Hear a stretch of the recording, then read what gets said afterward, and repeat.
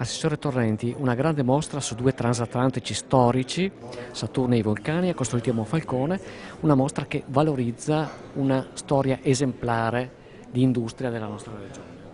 Sì, una storia esemplare di industria, una storia di coraggio degli imprenditori, di innovazione, cioè basta vedere come erano state costruite queste navi in modo assolutamente innovativo, motori diversi, diesel al posto delle caldaie,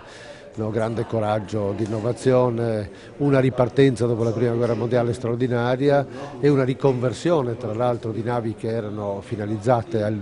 puri viaggi di linea, poi anche nel sistema crocieristico che non esisteva neanche, quindi diciamo che tutto quello che l'Italia in qualche modo ha prodotto, tra l'altro anche in un paese, l'impero che era diverso nel 1908 quando è stata fondata la Kosulic,